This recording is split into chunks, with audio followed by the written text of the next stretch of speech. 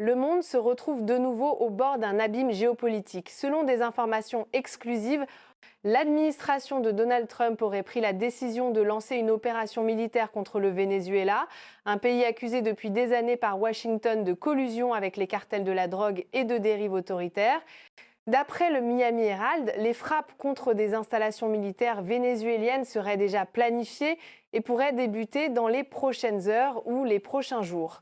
Officiellement, la Maison-Blanche affirme que l'objectif est la destruction de l'infrastructure du cartel de Los Soles, responsable, selon elle, de l'exportation de centaines de tonnes de cocaïne vers l'Europe et les États-Unis.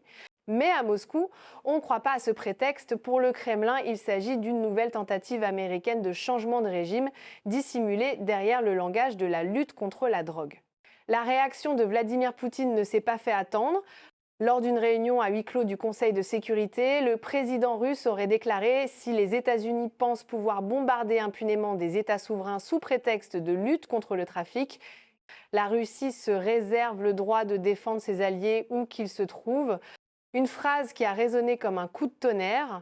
En d'autres termes, Poutine menace de déployer des forces russes dans l'hémisphère occidental, une provocation directe à la doctrine Monroe, pilier de la politique étrangère américaine depuis 2 siècles. Des sources proches du Kremlin confirment que ce ne sont pas de simples mots. Moscou aurait déjà entamé des consultations avec le gouvernement de Nicolás Maduro pour le déploiement éventuel de conseillers militaires et de systèmes de défense antiaérienne. Selon les renseignements occidentaux, un groupe aéronaval américain mené par le porte-avions USS George H.W. Bush se dirige vers les côtes vénézuéliennes. Des bombardiers Bek-52 ont décollé de leur base au Texas et en Floride. Les analystes militaires estiment que l'opération pourrait débuter sans avertissement au milieu de la nuit ou à l'aube. Le Pentagone affirme viser uniquement des bases du cartel situées dans les États de Zulia, Apure et Táchira. Mais à Caracas, le gouvernement prévient, beaucoup de ces sites sont en réalité des installations militaires régulières de l'armée vénézuélienne. Autrement dit, Washington s'apprête à frapper une armée nationale souveraine.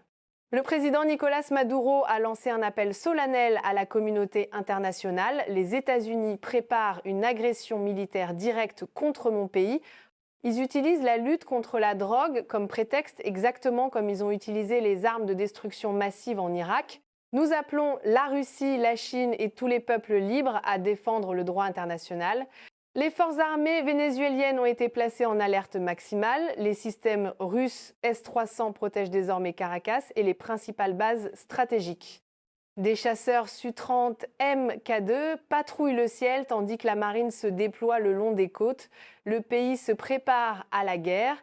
Depuis Moscou, le porte-parole du Kremlin, Dmitri Peskov, a publié une déclaration ferme. La Russie condamne catégoriquement l'agression planifiée par les États-Unis contre le Venezuela. La lutte contre la drogue ne saurait justifier le bombardement d'un État souverain.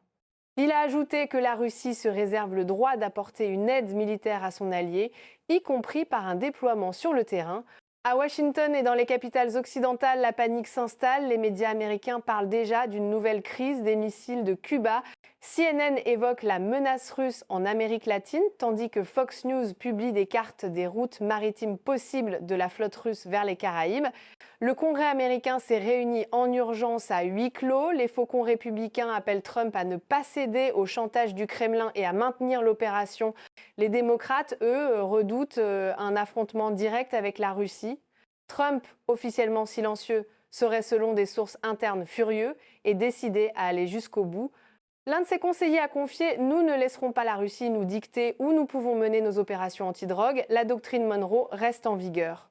Pendant ce temps, la Russie mobilise. Le ministère de la Défense a annoncé des manœuvres imprévues, des troupes aéroportées avec transfert sur de longues distances. Les avions Il-76 et An-124 sont en alerte. L'état-major étudie la possibilité d'envoyer un bataillon aéroporté et une batterie de S-400 Triumph au Venezuela si les frappes américaines commencent. La flotte du Nord a également reçu l'ordre de se préparer à appareiller vers l'Atlantique. Les frégates du projet 22-350 Amiral Gorchkov, équipées de missiles hypersoniques Tsirkon, pourraient bientôt être visibles dans les Caraïbes, une première depuis la fin de la guerre froide. Les experts militaires sont stupéfaits par l'escalade. Le commentateur Viktor Litovkin souligne « Les États-Unis ont sous-estimé la détermination de la Russie. Poutine trace une ligne rouge ». Si Washington frappe, Moscou réagira et le monde se retrouvera au seuil d'un affrontement entre puissances nucléaires. Le Venezuela détient les plus grandes réserves prouvées de pétrole au monde. Contrôler Caracas, c'est contrôler l'avenir énergétique de la planète. La Russie a investi des milliards dans le bassin de l'Orénoque et n'a aucune intention de renoncer à ses intérêts. La Chine, autre grand partenaire du Venezuela, a également réagi. Le ministère chinois des Affaires étrangères a appelé Washington à la retenue, rappelant que toute action contre le Venezuela doit passer par la coopération internationale. Pékin avertit qu'une intervention américaine pourrait déstabiliser les marchés pétroliers mondiaux et provoquer une crise économique globale.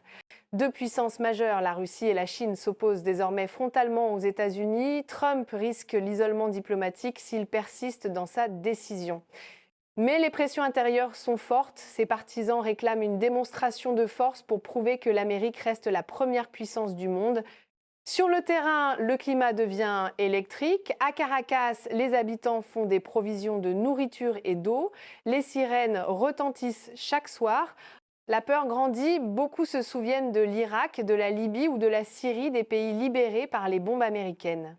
Le ministre de la Défense vénézuélien Vladimir Padrino a déclaré « Nous sommes prêts à nous battre jusqu'au bout. Nous avons des armes russes, le soutien chinois et la volonté du peuple. » L'Amérique s'enlisera ici pire qu'au Vietnam. Face à cette rhétorique, le Pentagone renforce encore ses forces. 12 000 marines seraient déjà déployées. Les réactions latino-américaines se multiplient. Cuba, le Nicaragua et la Bolivie ont dénoncé l'impérialisme américain et exprimé leur solidarité avec Caracas. Même le Mexique et la Colombie, alliés traditionnels de Washington, appellent à la retenue et au dialogue. Le Brésil propose une réunion d'urgence de l'Organisation des États américains. Sans succès, la Maison-Blanche reste sourde.